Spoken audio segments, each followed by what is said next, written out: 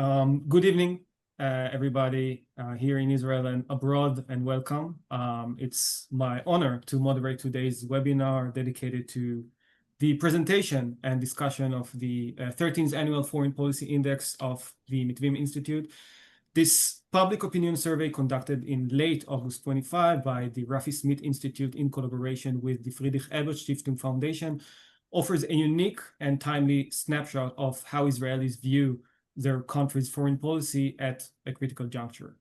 So this year's index is being released as we approach the second commemoration of the October 7th attack. It comes amid a severe humanitarian crisis, ongoing escalation in Gaza, and an unprecedented diplomatic challenge for Israel. Against the backdrop of an election year, the survey provides particular value in clarifying the public's baseline positions on the country's foreign and regional policies. So the index explores Israeli public opinion not only on the war in Gaza and policy toward the West Bank, but also on Israel's strategies in three main arenas of conflict over the past year. I'm talking about Iran, Lebanon, and Syria. It examines attitude toward moving from military campaign to potential political diplomatic arrangements, perceptions of Israel's relations with the Arab world, and views on major regional developments. Importantly, it also highlights concerns about Israel's deteriorating international standing and Western responses to its actions in Gaza. It's worth noting that this survey was conducted before the wave of international recognition of a Palestinian state and before the failed assassination attempt in Qatar. So these developments only underscore the urgency of the insights that we will discuss today. So our program will unfold in 5 parts, each led by an expert who will bring their own lens to the findings. So first, we will start with Dr. Gil Morciano, CEO of Mitvim Institute, that will share the political overview, setting the stage for the broader trends revealed in the survey. Then we will continue with Dr. Omer Tzanani, head of the Foreign and Security team of Berl Katznelson and Mitvim Institute. He will provide the Palestinian focus, exploring public attitudes toward the conflict in Gaza, governance questions, and possible future arrangements. Then we will move on to Dr. Maasion Tzidkiyahu, head of the Israel-Europe program, who will turn our attention to Europe, analyzing the growing challenges in Israel-EU relations and the sharp shifts in public perceptions. Moving on to Eitan Ishai, the head of the MENA program, who will guide us through, of course, the MENA dimension, looking at Israel's relation with its neighbors and the wider Arab world. And finally, Bar Rapaport, head of the Political Climate Sustainability Program and the Humanitarian Program, will close with the humanitarian focus, shedding light on how Israelis view their country's responsibility and role in addressing the crisis in Gaza and beyond. So with this rich program ahead, I invite you all to listen, to engage, and reflect. During the webinar, you can submit your questions in the Q&A box here, and we will address them after the speaker's presentation. This session is recorded, I hope so. Let's see, and we will be uploaded to our website and social media accounts. So thank you for joining us, and I would like to invite first Dr. Ralf Meltzer, Executive Director of Friedrich-Ebert-Stiftung in Israel, to share a few words of introduction and reflection. So please, Ralf. Thank you very much. Thank you very much for the introduction, and thanks to the Mitvim team for hosting this webinar. It's a great pleasure to join you this evening. And I can only underline how happy I am that now the 13th Annual Opinion Survey has been published. This is a tool, an instrument that proved to be extremely useful, valuable, not only for our work, I'm sure, but for many other institutions, experts, for media, for everyone who is active in the political sphere. We are a proud partner of Mitvim not only in this context, but of course, in particular also when it comes to the Israeli Foreign Policy Index. as you said in your introduction, this survey comes again in a moment of crisis in which we all live since 2 years now, with extreme tensions, with the humanitarian catastrophe in Gaza, with hostages still being in Gaza, with a lot of internal and external problems with the world that seems to be out of control.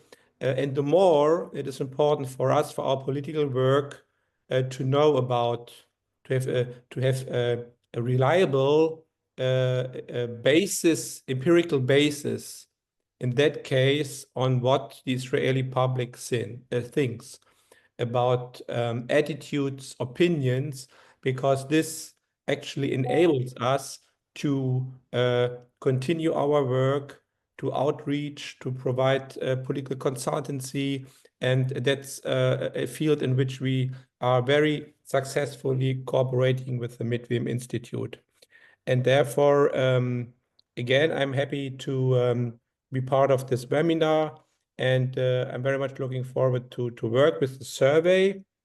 And just to share with you, today I had 2 Zoom sessions, and in both of them I made a reference to that foreign policy index, and in particular I quoted one result, and that's that the majority of Israeli public, 55%, supports an international package that includes establishment of a demilitarized Palestinian state, return of hostages, dismantling Hamas, and a full normalization with the Arab world. So these are indeed encouraging results, because it shows, at least in my opinion, and I hope you share it, it shows that there is a change, that there's a chance for a change, that there is the basis also in the Israeli public on which we can build our joint efforts in initiating a process towards a two-state solution, in not giving up to work for dialogue, for peace. And again, therefore, I'm very thankful for this piece, and I'm very much looking forward to the presentations and to the exchange to our audience, and also to the audience. Thank you very much for taking the time, for being with us tonight, and for sharing views, opinions, and analysis. Thank you very much. Thank you, Ralph. Thank you for your kind remarks. And now we will start with the first presentation. Let me first share also the slides. And Gil, you are the first. Sure. Yeah. Thank you very much, Rif. And thank you, and all of you, for joining us in such a late hour. I think one of the most interesting things, I mean, we've been doing that for more than a decade. And, you know, Rif mentioned that we are conducting the survey in a really crucial juncture between escalation, with discussion of an escalation in Gaza, annexation, the West Bank, between really in a juncture between, on the one hand, escalation, and on the other hand, the possibility of some kind of a political settlement, an end to the war, international initiative right now, whether it is the French-Saudi initiative, or whether it is now the Trump plan that is now published for ending the war. And what strikes me is that, you know, this survey is also about the start of an election year. So in many ways, it allows us to look at the baseline position of the Israeli public. And that takes us to a fascinating insight. Because what we see all across the survey, it's not just about one question or one arena, is that you can easily separate this issue of whether we are planning to move forward into escalation or towards the political diplomatic route, is the dividing line between 2 very clear camps in Israel. On the one hand, and this survey was actually conducted before Netanyahu's famous Super Sparta speech. On the one hand, what you can define as maybe super Spartans, mostly supporters of right and full right, or very right as they define it, that see the military methods, see the continuation of war, see military action as the way forward, as the recommended strategy for Israel, Half of them support reinitiating the war in Iran, for example, in order to bring the regime down over there. This is on the one side of the aisle, of course, support the escalation at the moment in Gaza. But on the other side, you find a camp that stretches all the way from the left and all the way to the center right in Israel that supports political diplomatic options, that supports converting in this specific phase, show sense of urgency to convert the temporal military victories that Israel achieved in Lebanon, in Iran, in Syria, into, and of course, converting what we are facing right now in Gaza into a long-term sustainable political achievement. And you see it all across the field. So for example, Ralph mentioned the 55% question, the support quite incredibly today when we see a major rejection in the Israeli public, when we see what's going on right now in the UN for the unilateral declaration of a Palestinian state. But when we present the formula that was approved by the UN for such a plan, as Ralph mentioned, the establishment of a demilitarized Palestinian state, combined with normalization, combined with the removal of Hamas, combined with the return of hostages, we see a majority, and not just any majority, 55% of Israelis, but almost 60% of those who define themselves as center-right, above 70% of those who define themselves as center. So you can already see that words like a Palestinian state, or cooperation with the Palestinian Authority, or long-term agreements with Lebanon and Syria are not, excuse my French, dirty words for the center and for the center-right in Israel. We used to think that this is a discourse that belongs only to the left wing in Israel, but apparently it is recognized and promoted by a much broader camp, and it is a dividing line between it and between the right-wing side of things. To add to that, I think that, by the way, you see it regarding Gaza, but you also see it regarding Lebanon. A majority of Israelis with a high percentage in the center right and in the center supports limiting Israel's military action in order to achieve some kind of a conclusion, a settlement with the Lebanese government. Same thing regarding the Ashar regime in Syria. The idea of promoting some kind of either a security agreement or something a little bit more advanced on the level of a commercial agreement and so on is supported by the majority of Israelis. And again, you see this specific group of Israelis that in the center right and in the center.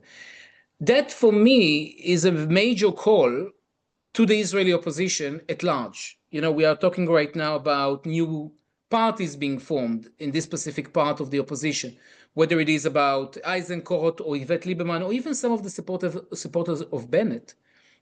This is basically a call from their core electoral base to engage in political action, in political diplomatic action. And for me, that's one of the major surprises.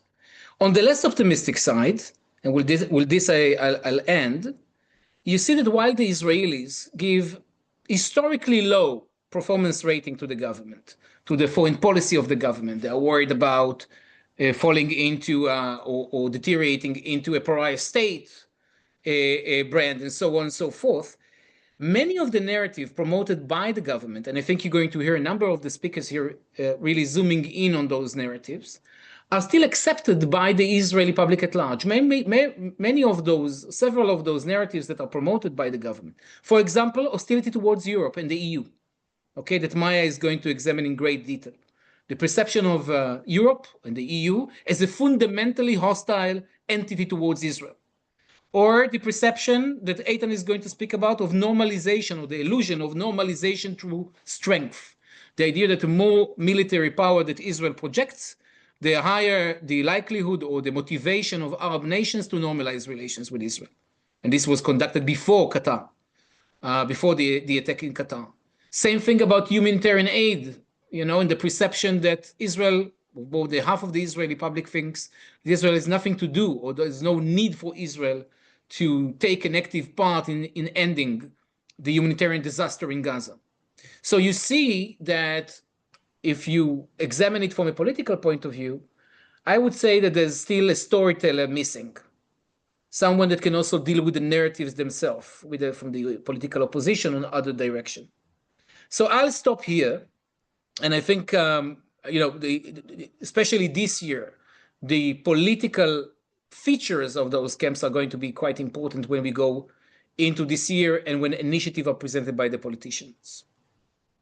So thank you. Thank you, Gil. Thank you for your political. Oh, can you hear me? Yeah, okay. So thank you again for your political overview. And as you mentioned, we're going to delve into different perspectives or narratives that the government tries to impose on the public, and we'll see it in the other presentations here. So let's start with the first presentation, or the first arena, which is the Palestinian arena. So Omer, please, it's your stage. Thank you. Thank you, Rafe. Thank you, Gil. Thank you all. Well, my words will be exactly linked to what Gil presented and what Ralph mentioned, but I will try to portray it in a different way. Basically, it's not a surprise, and it's in a way, it was the same last year, that we saw in a way schizophrenia in the public attitudes, specifically to the question of Palestinian state and Palestinians as a whole. But basically, I would say that the public attitudes toward Israeli-Palestinian conflict as a whole remain complex, confused. Some of us call it even childish. I won't call it childish because it's understandable after October 7 and after the war. But it's certainly contradictory. So on the one hand, the public now exhibits a hardened stance, saturated with negative emotions, still fueled by the trauma of October 7th, on all Palestinian issues. Most deny Israeli responsibility, for example, for Gaza's humanitarian crisis, distrust the Palestinian Authority. I'm talking about numbers of fewer than 10% that support the PA as playing a governing role in Gaza during a transition. And even we see a growth in the support for annexation that has grown slightly. But on the other hand, as was mentioned here, from the optimistic point of view, the public deeply understands, if we leave the emotions aside, the public deeply understands the direct link, first, between the judicial reform and the annexation steps. 51% of the public, which is a slight majority, support international sanctions on violent settlers, and 52% support the deployment of a multinational force in Gaza. And by the way, if I compare it to only third favoring a temporary Israeli military rule. And most importantly, as was mentioned by Ralph and by Gil, and by the way, it's consistent from, I think, from October 23 and until today, and it's also consistent in other surveys that other organizations are making. We see a 55%. In some other surveys, we see even more close to 60%, which is quite a majority that supports not only a regional political arrangement that would bring home the hostages in return for normalization and the gradual, but also the gradual creation of a demilitarized Palestinian state intended to live in peace alongside Israel, if I put it directly. So I think in the bottom line, the survey, as Gil mentioned, it's underscore the urgent need for leadership that offers a new security narrative, one rooted in vision and decisions for the day after the war. Now, I want to add two more remarks about the results of the poll.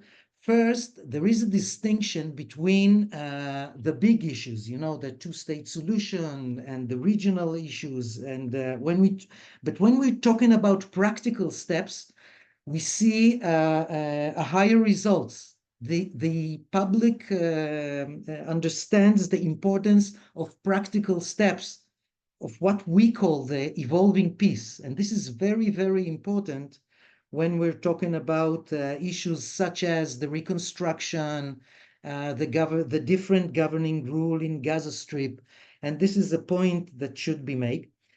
And lastly, I want to add that my saying about the polls are very problematic on the issues of political grand approach during times of war.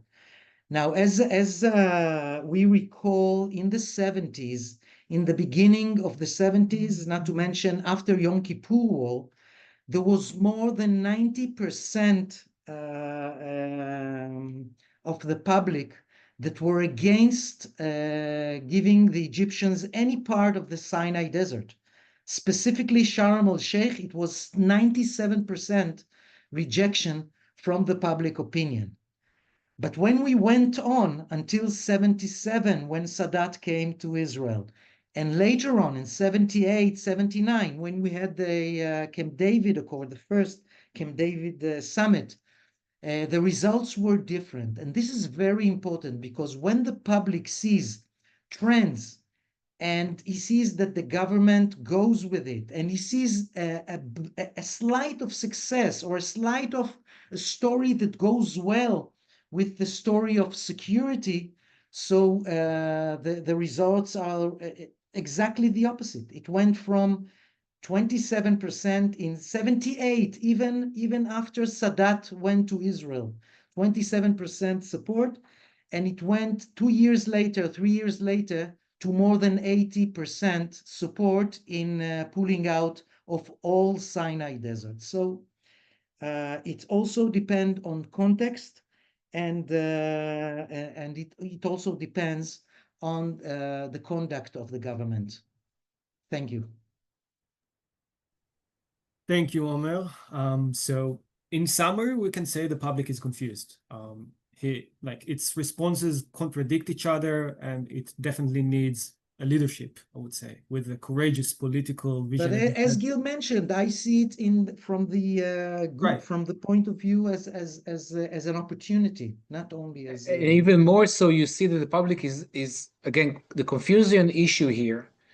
When you ask the public big questions about the strategies of Israel 10 years down the road, what should we do in order to solve the Israeli-Palestinian conflict? You see a high level of skepticism towards two states. And as Omer mentioned, even a certain rise in those who support annexation or the Trump Riviera plan.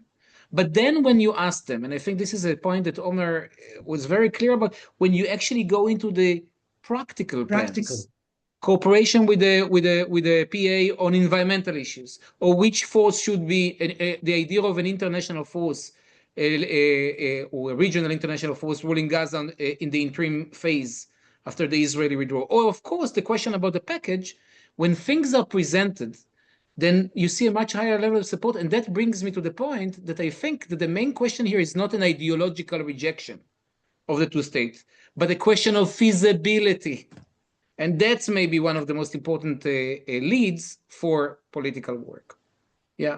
This is also important for us as professionals, yeah, to show that there are other ways to deal with the conflict other than force and what happens today with this current government. Thank you.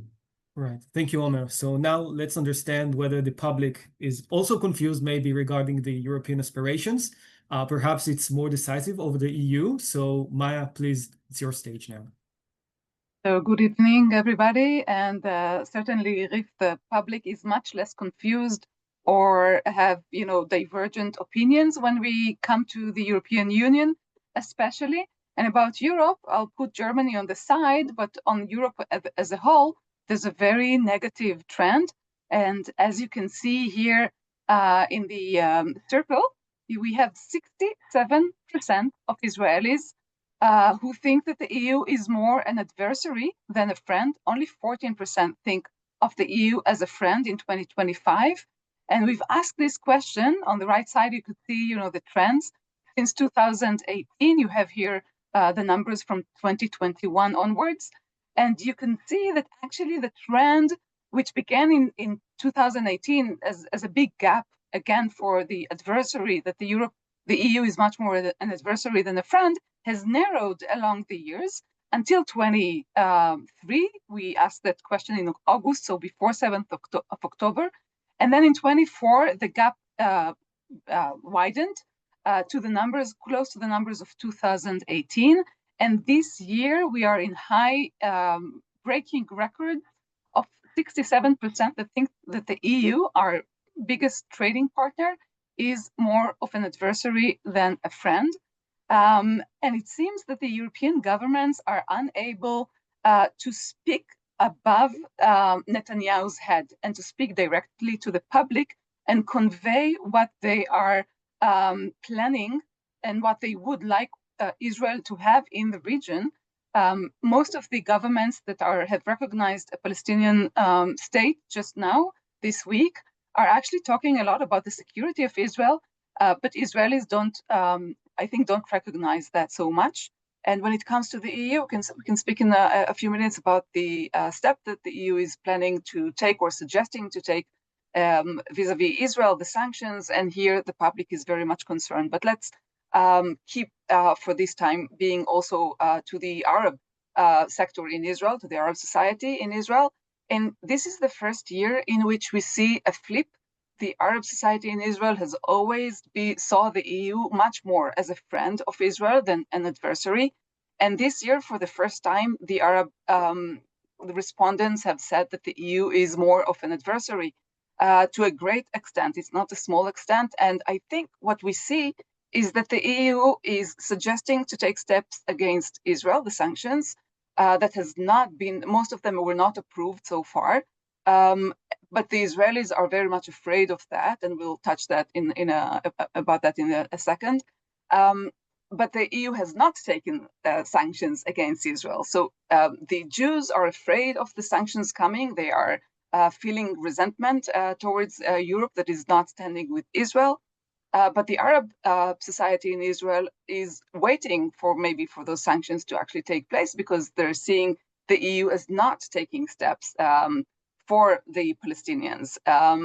And I think the Arab section in Israel reflects to some extent the Arab public opinion in the countries around us, that is very much looking at the EU as having double standards, having 18 packages of sanctions against Russia, and for the time being, none against Israel. Now, that may change in a few weeks. For the time being, the EU, we say in Hebrew, is bold from both sides, from the Israeli Jewish side and from the Israeli Arab side.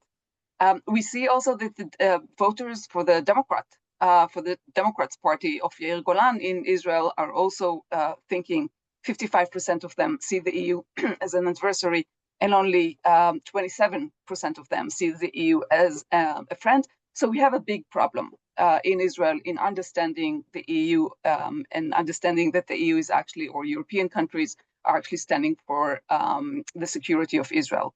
The next slide, this one that you see right now, actually tells you the opposite or a complementary explanation, in which 67% also think are very much afraid, very much worried about EU sanctions.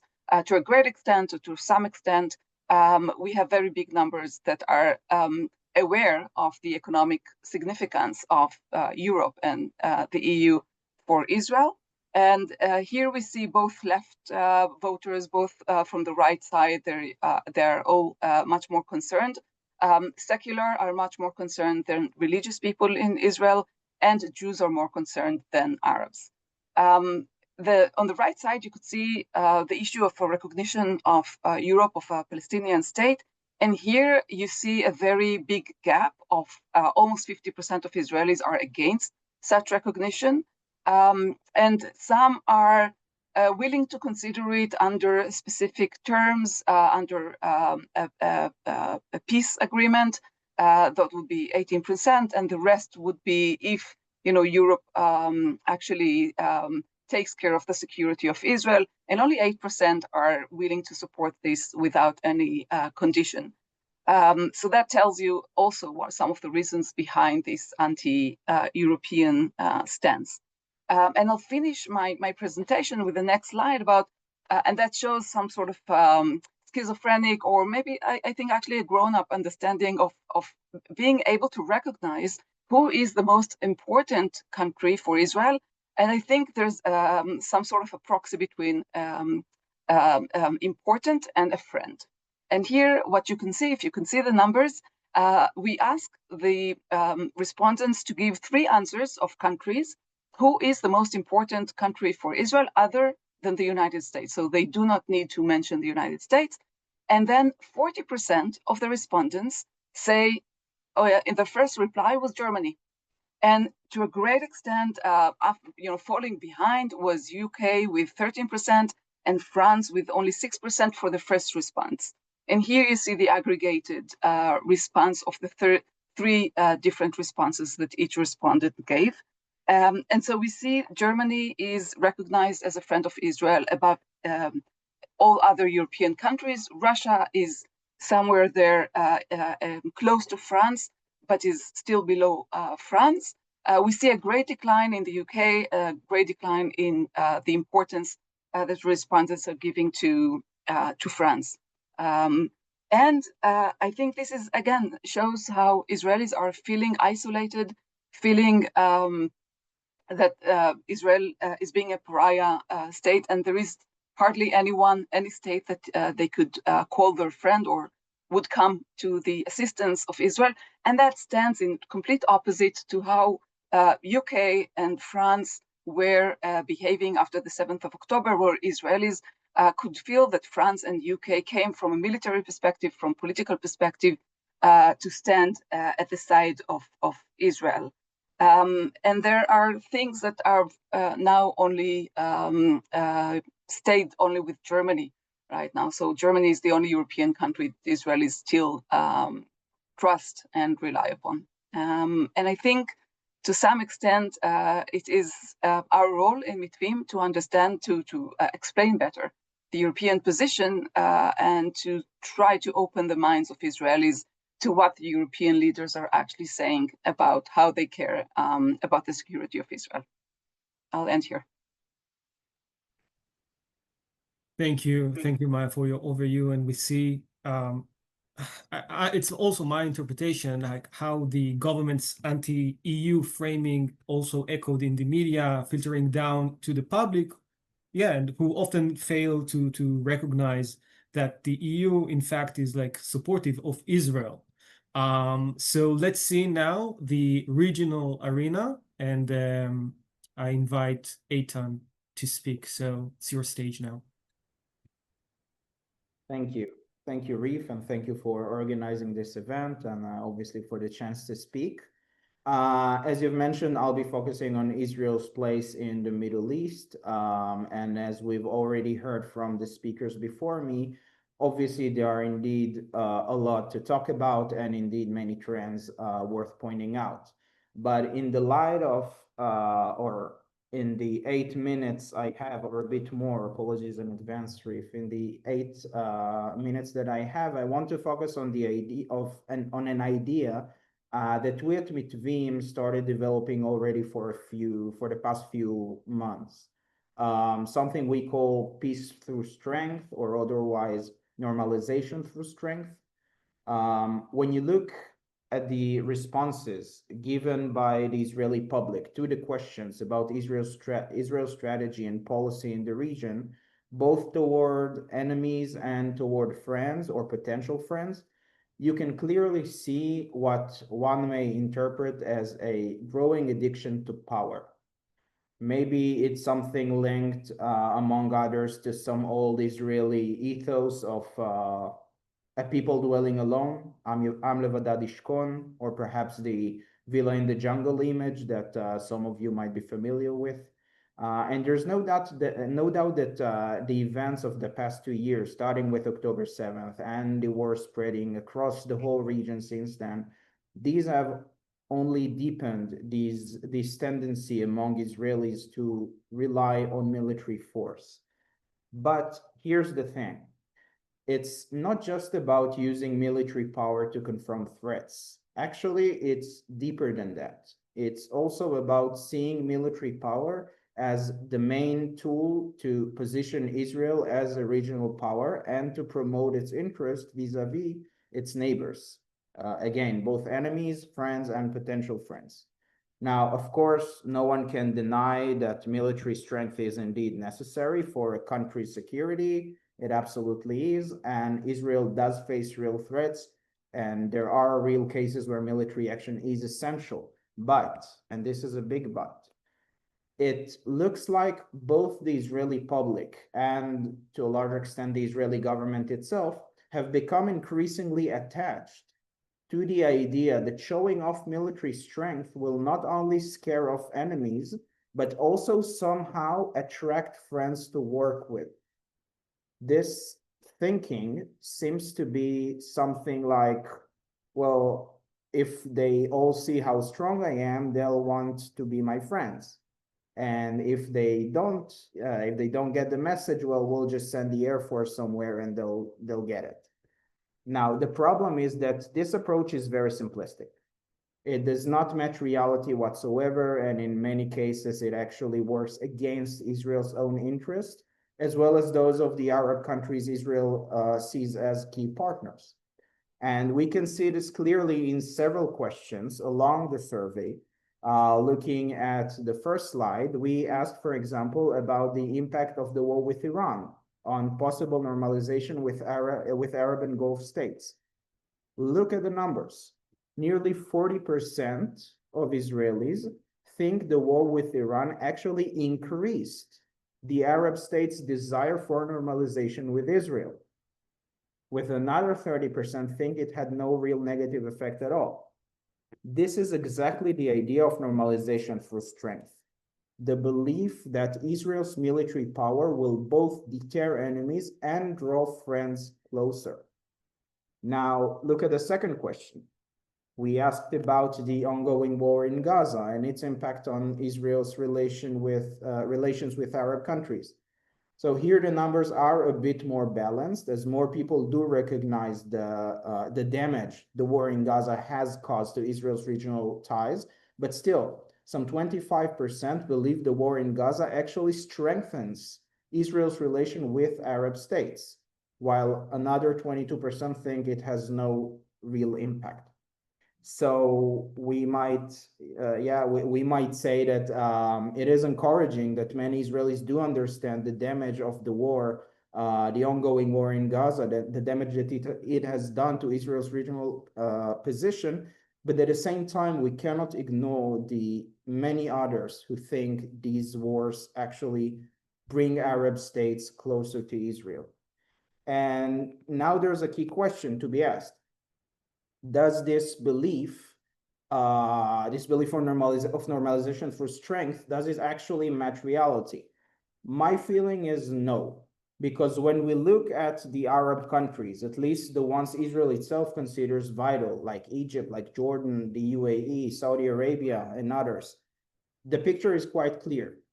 Israel's military-heavy approach is seen as dangerous. It is seen as destabilizing, and it is seen as undermining efforts to end wars, to rebuild the region, and to bring stability. And we hear this not only in official statements from leaders and policymakers, but also in private conversation with colleagues, especially from the Gulf region. For them, the endless war in Gaza, the war with Iran, the ongoing military strikes in Lebanon and Syria, the last airstrikes in Doha, as we mentioned, all of these reinforce the image of Israel as a source of instability, a source of empowering extremists, and even threatening the stability of political regimes. And of course, for these countries, regime stability is top priority. Now, look, the Arab countries know Israel is strong. They know about the mighty Air Force. They know about the outstanding intelligence capabilities. They know all of that. But instead of being impressed or reassured, they actually see Israel more and more as a destabilizing actor, someone to keep away from rather than embrace. And we see this Israeli preference for military force again and again in the survey. For example, if you go to the second slide, We asked what Israel's strategy towards Iran should be after the war between the two. And half the public, as you can see, half the public supports military options, either a full-scale war to topple the regime or ongoing mowing the grass operations like the ones we see in Lebanon or Syria. And in the very same time, the Gulf countries are horrified at the idea that another war between Israel and Iran is possible. Same goes for questions about Lebanon. Over 40% of Israelis support continued military action there, even at the cost of clashing with the newly established government, which is very anti-Hezbollah and wish to disarm it. And when it comes to Syria, on the third slide, both on how we should deal with the new Ashara regime and how we should deal with the Turkish presence in Syria. Many Israelis still favor military solutions first, and you can examine the numbers. I'm not going to read them as I lack time. So in conclusion, I finish with some key points, with some important key points. This mindset of normalization through strength seems to dominate Israel and the Israeli mind. The belief that showing military might will push enemies away and pull friends closer. But it's important to note, Israel and Arab states do share common interests, like weakening Iran, like defeating Hamas and Hezbollah, stabilizing and rebuilding Syria and Lebanon, and more. But while the Arab countries prefer diplomacy and restraint, Israel keeps reaching for military tools first. The result of it is that if up until recently, Israel was seen as a stabilizing and a key force in the fight against extremists, it is now being seen as part of the problem, even part of the extremist camp itself. If up until a year ago, I remember us discussing the prospects of some kind of a regional coalition with Israel at its core. Now, at these very days, we are hearing talks about actual coalitions against Israel. These are some dangerous trends. And as I said at the beginning, it is obvious that Israel cannot give up military strength. It is essential, but reality is complex. And so are the challenges Israel faces. Therefore, the way you engage and deal with these challenges should be complex. You cannot rely only on military power and ignore diplomatic power, because the two go together. If you lose diplomatic power, even the mightiest military power soon stops serving your interest. And one last thing I'll say before I really finish. There's this popular idea in Israel, echoed not only among the general public, but also by politicians, by journalists, etc., that the way to survive in the Middle East is basically to be the crazy one, to be the madman of the region, the one that everyone's afraid to mess with. Well, here's the thing. People might be afraid to mess with the madman, but they neither partner with him, nor do they make deals with him, and they certainly don't normalize ties with him. And I know I'm ending on a very pessimistic note. I do have some more optimistic things to say, but I will end here as I'm far beyond my time. Thank you. Thank you, Eitan. So as we can see, yeah, the public has been captivated by this concept of peace through strength. It's another government framing that has successfully taken hold. But now let's discuss about the humanitarian aid and whether has the government managed also to frame it for the public in a way that also serve its interests. So Bar, it's your stage. Thank you, Rif, and thank you all. So I would say that we asked the Israeli public, should Israel act to prevent the humanitarian crisis in Gaza? And we saw in the answers that most Israelis, it's very hard for them to understand what is Israel's responsibility towards Gaza. They talk a lot about the consequences of the crisis on the diplomatic relations that affected, about anti-Semitism. But they look above the crisis itself. And I think the Israeli media has a major role in it, and also the Israeli discourse that evolved during the war. And most of the Israelis lack the understanding of the moral and most basic ethic meanings of the humanitarian crisis, and also the immediate and long-term consequences. I'll say that between, like, in both sides, there's gaps. In the international community and also in Israel, there's lots of gaps in the way that they translate information, the way they present reality, and it creates, instead of working together, it creates lots of power struggles that are not effective towards the crisis, for sure. And we keep on asking ourselves the question, how do we tell the story of how it is crucial for Israel, for the Israeli interests, to stabilize the humanitarian crisis in Gaza? I'll say that this current government also did an excellent work in completely detaching the relations between achieving the goals of war and fighting against Hamas to put alternative government, alternative Palestinian government to take over in the day after. So, like, if it was something it was easy to talk about in the beginning of the war, today it's completely not related, as if there's nothing to do today to stabilize the situation and to build the alternative. And that's what we're working very hard to talk about. We call it humanitarian strategy, how to build the communities, how to stabilize the situation, use the humanitarian facility to prepare the infrastructure for the two-state solution and for a larger arrangement.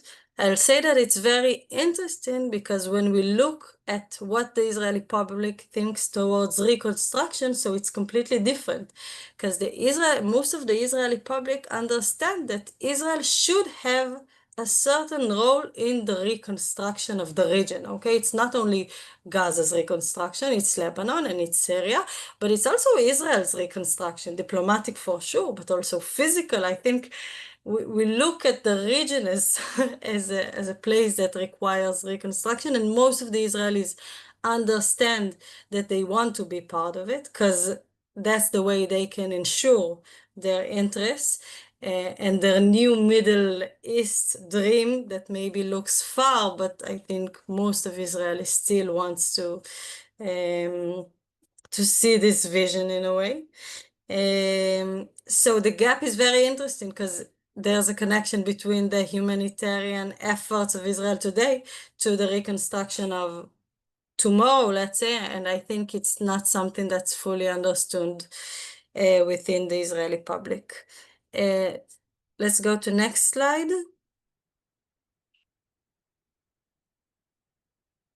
Another question that we asked it previous year also, is should Israel cooperate with the Palestinian Authority when it's related to environmental issues?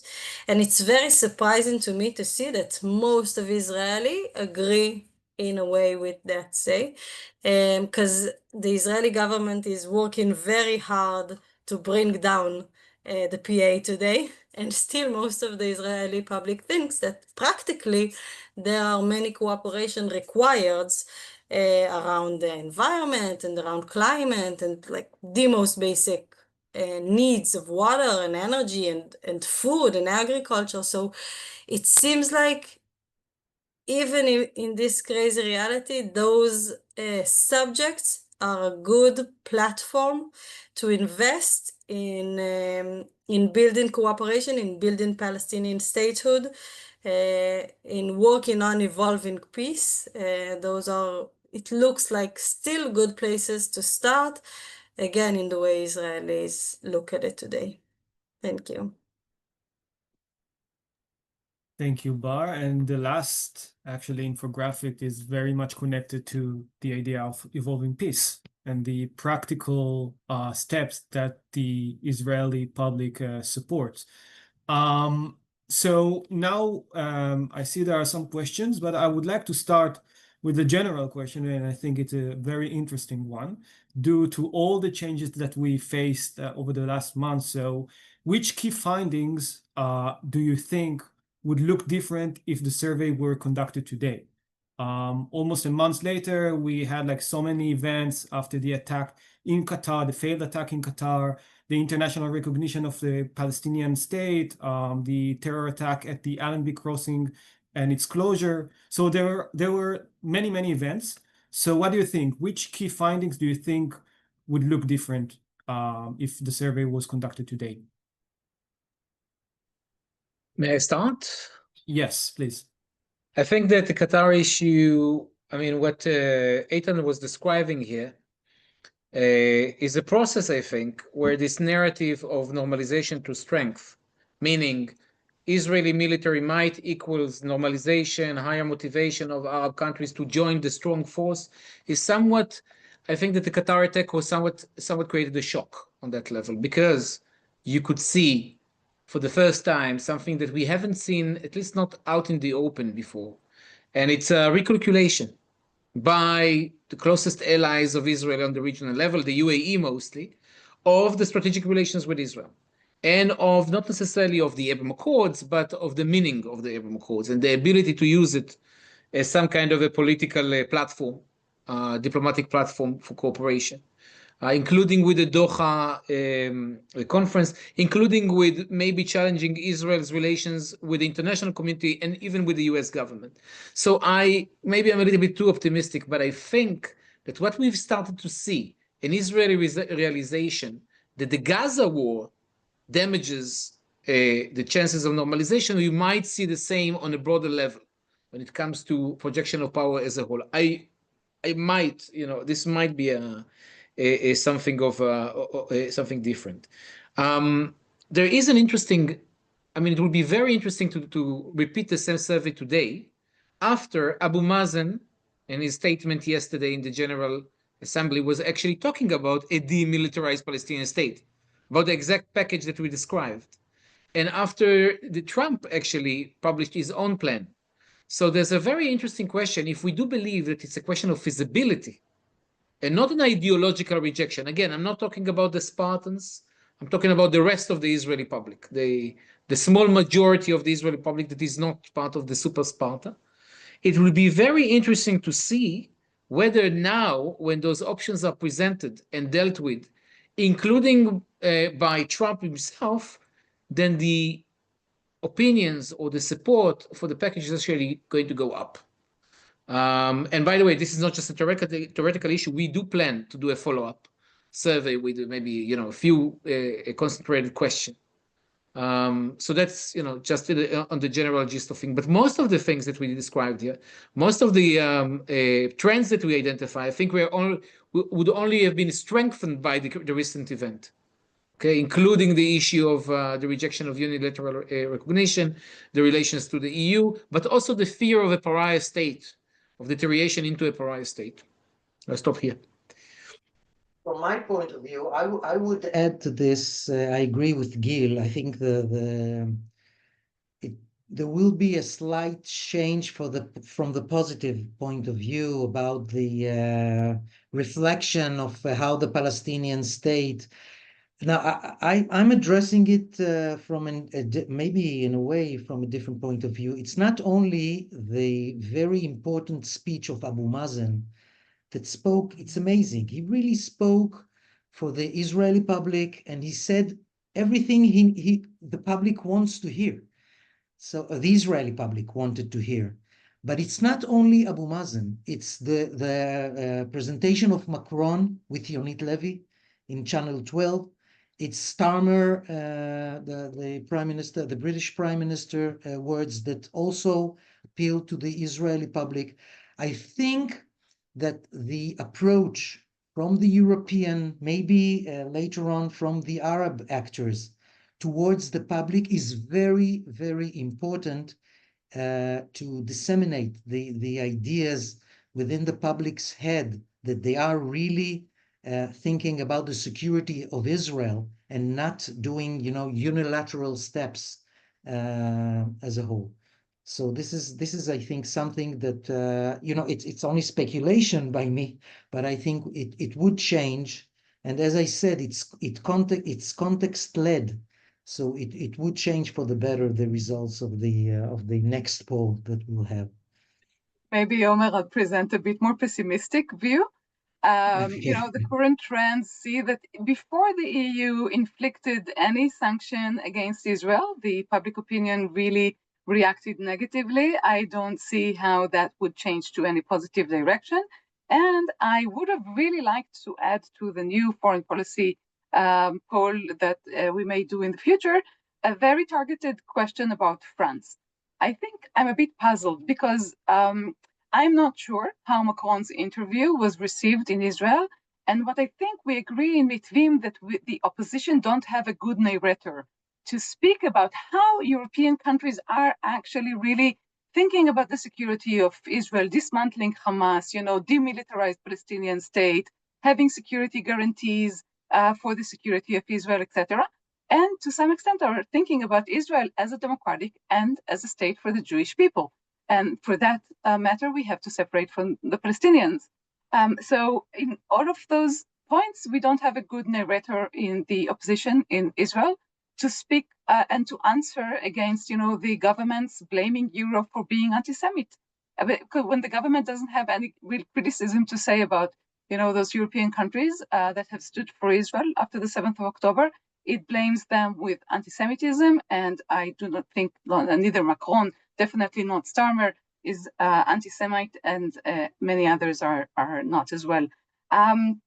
So it's also interesting to see how Europe gets all the blame, and Saudi Arabia is, there's no discourse in Israel against Saudi Arabia.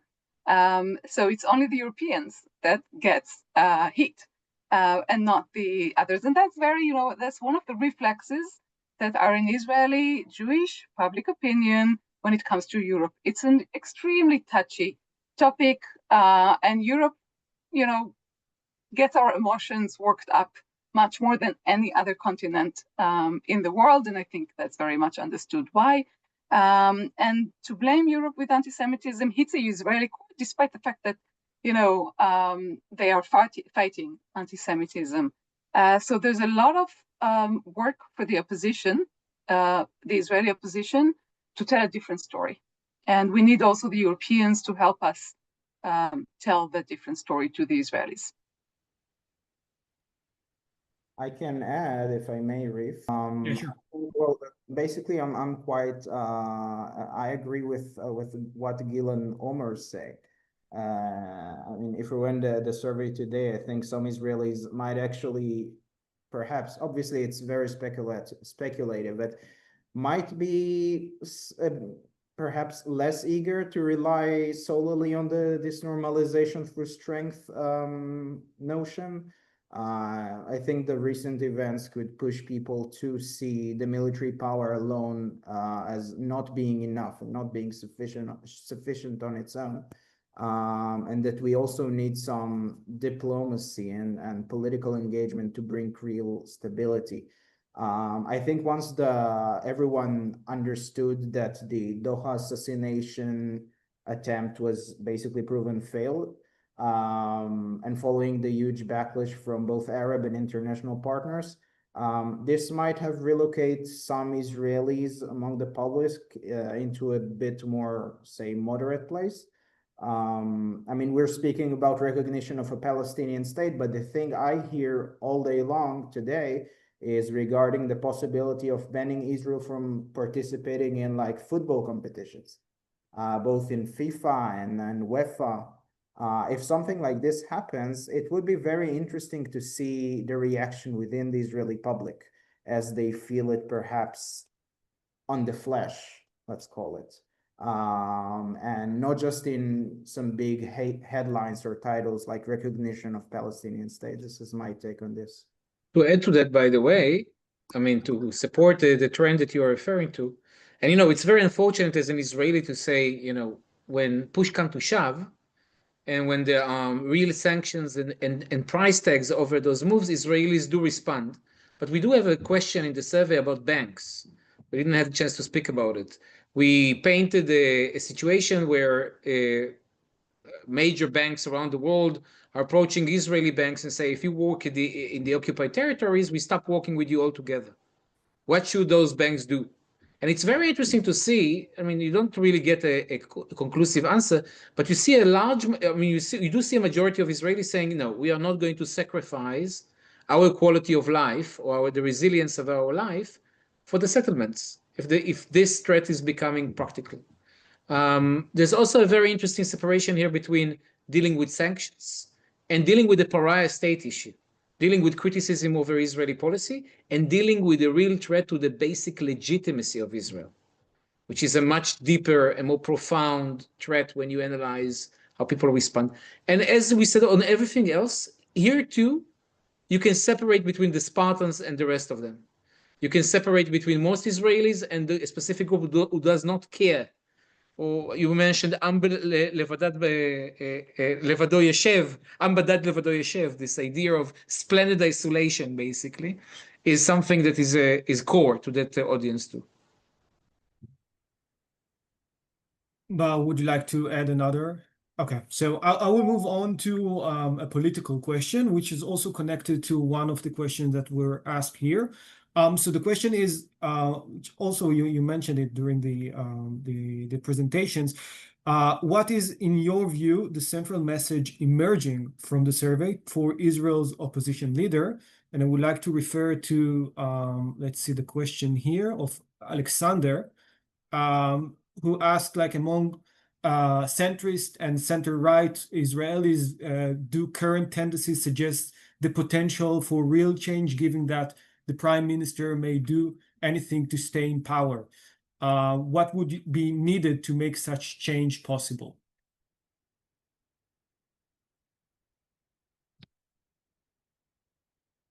Oh, I'll try to Yes, answer this one. Well, as I mentioned, and as Maya mentioned, and we all mentioned, the problematic score between the opposition and the what we call the poison machine that works very well towards the public.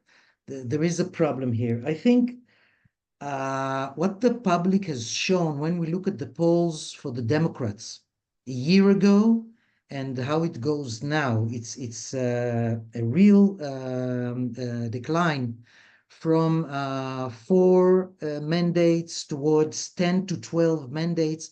I think the main reason is that Yair Golan personally, and not only Yair Golan, but also the party itself, and I'm talking all political, all I'm saying is very political, is the idea that they say they put on the table different approach towards the coalition, but also towards the political security situation, and talks about things that the public understands that it is time for decisive rules, for decision making. It's not a time of, unity, the way Gantz speaks, for hugging after October 7 and after the war. It's not only that. We have to make decisions. Now, I think, then this is a point that I'm making all day long, that the opposition should go in this direction to hold the opposition and to understand. And by the way, this is the message from the UN days that we're seeing now. The main message is there are 2 ways, there are only 2 paths: the path of annexation, of eternal war, and this is the opposite of the security that the Israeli public needs. And against it, there has to be an alternative, a political alternative.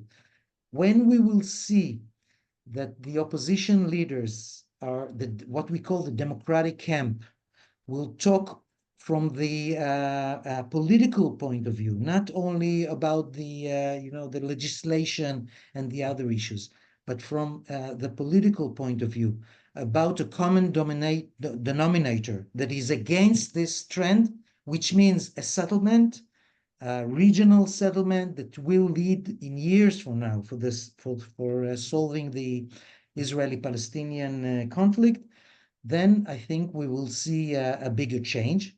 But it has to go well hand in hand with the international community's approach and with progress on the ground.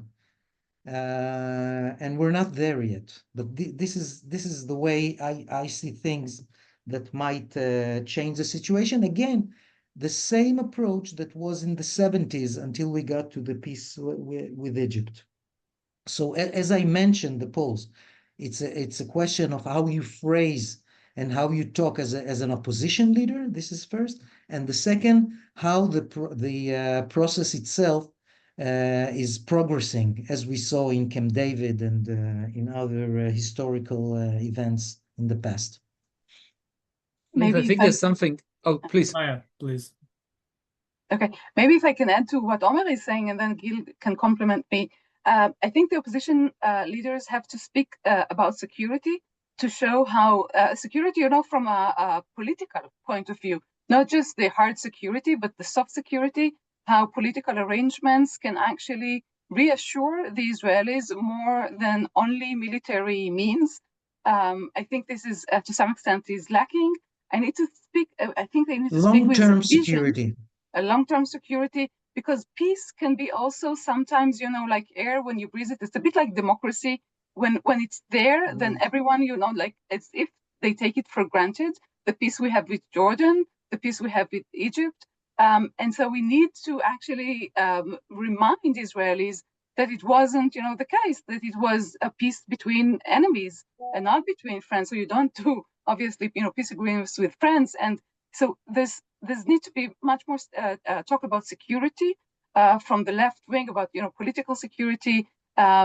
I think there's need to be a vision about Israel as a state of the Jewish people and a democratic state. And in order to preserve the Israel that Israelis want, we need to separate from the Palestinians. So I think they need to set a whole new agenda, and not to answer Netanyahu, but to have their own vision of how we actually can imagine Israel in the future. And in that respect, I think, again, they need to cooperate much more with those countries like the French-Saudi initiative, and to show what's in there that the public has to some extent missed a little bit, and to stress those things out. Gil, you wanted to add something? Yeah, no, I'm just saying, look, for the second year, we are finding out that the Israeli opposition, especially the center-right components of it, the parties, the politicians, are way, way more timid, cautious, apologetic, defensive than their audience. You find out that the ones that describe themselves as center-right are much closer in their political diplomatic opinions to the center and left than to the right, the full right.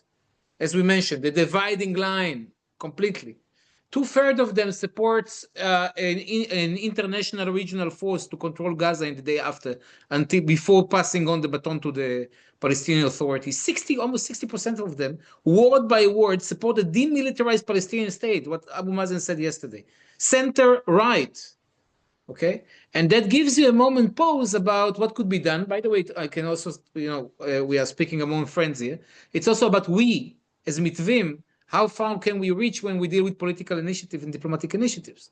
We might not see eye to eye on a number of different topics, but the ability to bring or to create political initiatives that encompasses the entire alternative camp. Omer calls them democratic. I think we should start dealing with them as an alternative camp. Maybe, but that's one part. But why I mentioned, look, we are speaking here in support of the EU, and I actually have a point of criticism here. I think the two most important initiatives, which could definitely be adopted by the opposition at large, one is the Saudi-French initiative. The other one, which tend to be tossed aside, is the Cairo Declaration regarding reconstruction, which is regional and encompassing the entire region and providing Israel, with what Eitan mentioned, an alternative, a diplomatic might instead of a military might. Those two should be front and center. But I know, and you can see it clearly in the survey, that the decision to focus on the UN in presenting the Saudi-French approach in this specific timing did not work to the benefit of building Israeli public support. And we've been speaking on the, we were supporting the UN when we supported it. And in some places after 7th of October, you do see a bias. And that's something that plays strongly with the Israeli audience, the unilateralism of the issue. One of the greatest challenges is to take the Israeli opposition out of the position that says, look at what's going on in the UN. This is a sign for the weakness of Netanyahu. Okay, the weakness of our political weakness because of Netanyahu, which is an important message, but moving from that message into, hey, there's a formula here that serves us. And every sane government or half-sane government in Israel would have taken with 10 fingers, okay, or at least negotiated, addressed, started a dialogue with this initiative. And that's something that what you're required to do is to build some kind of a base in the opposition that is able to do so. And we have a lot of work ahead of us regarding that. Right. I would like to add another question maybe here, like maybe more personally as experts, because I know, like we know that this survey led to a lot of frustration, like reading the findings. And I think the question that I would like to ask here is like, which survey question frustrated you the most and made you think like how the public, they don't understand here? Like, in other words, where do you see the biggest gap between public opinion and your expert perspective? Well, if I may start. Sure. The one that I did is the question of annexation, which is amazing because really the idea that Maya mentioned, the importance that we see from the polls of the question of security, long-term security. The one thing that we can say for sure about security is that annexation and the friction that continues and goes larger and larger because of the building of the settlements and the illegal outposts and the violent that the extremists are doing in the West Bank and want to do also in the Gaza Strip. And when you see all this happens in front of our eyes, we see it. We see these days how it goes against the basic sense of security, and we see a slight decrease in the number of supporters of annexation. So this is from my point of view. I want to say from my point of view is it something for us, because we had films, and we're now producing another film about the annexation. There will be one in the Ta'agid, in the 11 channel about it soon. And I think it is a problem of Hasbara. It is one that needs, because it's not only a question of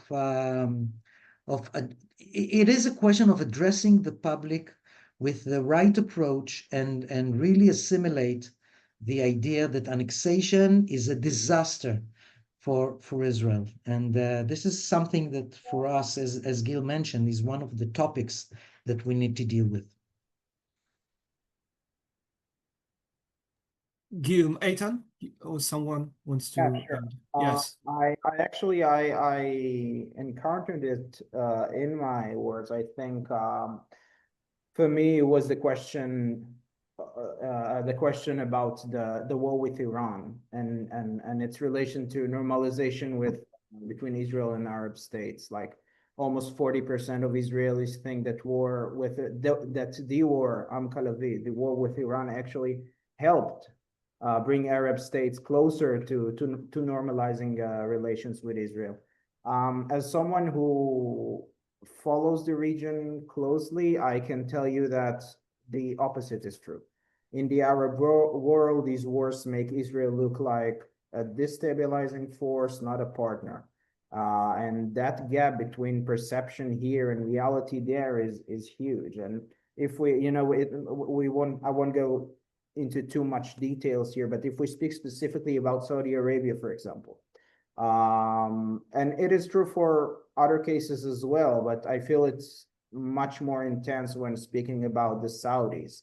there's this notion among Israelis of the Saudi kingdom sitting and waiting for Israel to finish the job for them and eliminate Iran using military force and topple the Ayatollah regime.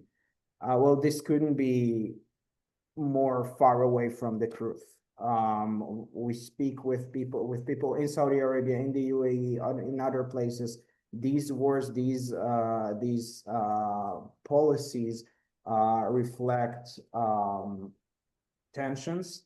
They reflect instability, which is projected to the inside, from within these countries, and affected their home affairs, which poses great danger in their view.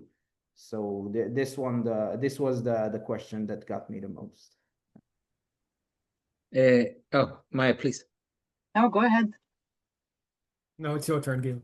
Okay. No, I mean, as an expert, yes, absolutely. As Eitan mentioned, by the way, the Iran question and the choice of more than half Israelis to see mostly military-based strategy as the future of relations or any kind of security vis-a-vis Iran, for me, it was very disappointing as an expert, because if you look at the surveys that we conducted in the last 2-3 years, the Israeli approach was mostly about diplomatic pressure still, but diplomatic, economic, non-military means specifically. And there was a change because of the war. You can even say a hubris on some level, okay? Or short-sightedness or whatever you. But that's as an expert. But to be completely honest, as an Israeli, a pro-democratic Zionist, whatever you, what really made me, take a moment pause was the question about the humanitarian crisis. Because the fact that it's not just that half of the Israelis don't think that we need to deal with it, but even those who do believe, the majority of those who do believe that Israel should address it, the majority of them thinks that we should address the humanitarian crisis because of Israel's image and not because of morality and the moral nature, the moral identity of Israel is something that I can understand where it comes from. I mean, all of us as members of our society who experienced 7th of October, but that gives you an understanding of the basic assumptions, like deep narratives that you need to face before you even enter, the more feasible or less feasible political initiatives. So this is something that keeps me up at night, let's say. This is the question that really bothers me. Yeah. So if I can add, the question about the EU as more as an adversary or as a friend, the results, the question has shown us along the years that the Israelis, most of them always think that the EU is more of an adversary, but the numbers were so high that we were amazed to see that. And I think here timing matters, because if I go back to the beginning of 25, we have a new European Commission. Joseph Borrell is no longer there. We have Kaya Kallas. There is an association council with Gideon Saar in Brussels. Kaya Kallas actually comes to Israel. Relations are tense, but they are standing much better. There is much more dialogue than beforehand. And then things start to shift when Israel actually stops in entering humanitarian aid to Gaza for more than 50 days. And then this is the breaking point for Europe.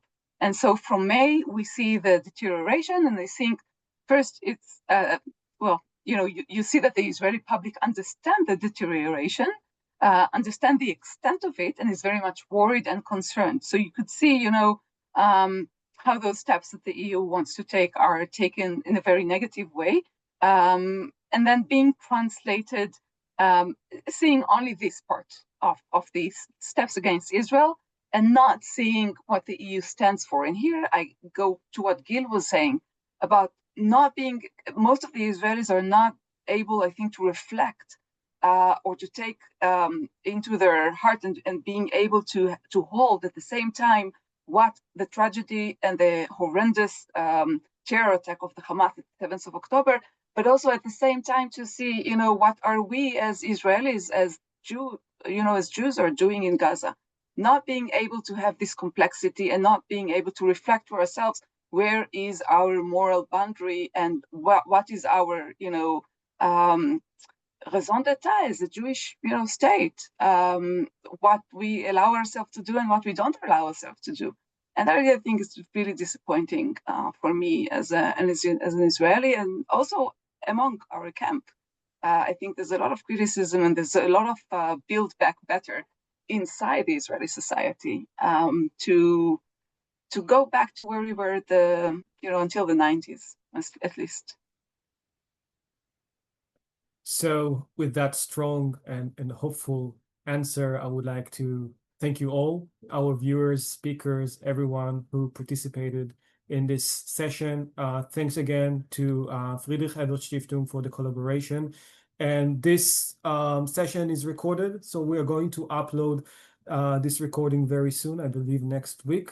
And please follow for more content that we are going to produce. And if we're talking about Mitvim's activities, so I would like to invite you all to our annual conference, which will be held in Merkaz Rabin in Israel, if you will be around on November 13th. This is a gathering point of diplomats, policymakers, and politicians. We are going to discuss, of course, also about this survey, but on other subjects as well. Gil, also in collaboration with the Friedrich-Ebert-Stiftung. Also, yes, exactly. And if you would like to add a few more notes, Gil, before we end here. No, I think that we got our work cut for us, and it's a work that will be done vis-a-vis the public, and at the same time vis-a-vis the opposition. But the greatest challenge, when Maya was speaking about the gap between what governments do with one another, European, Israeli, and the public view, I was thinking about what would have happened if we were holding the same survey in EU countries regarding Israel as an adversary or a friend. This gap means that we need to also find a way to connect the international community with the opposition and the Israeli public. And that's something that we never really dealt with structurally. And this is something that we should think about. But thank you very much. The government is an adversary, not the Israeli, not Israel exactly. as a whole. Israelis and the Israeli government. Yeah. That's right. Thank you very much, everyone. Thank you very much, and, Sharif. Shana Tova, and Thank you. have a good weekend. Bye-bye. Shana Tova. שתהיה שנה טובה.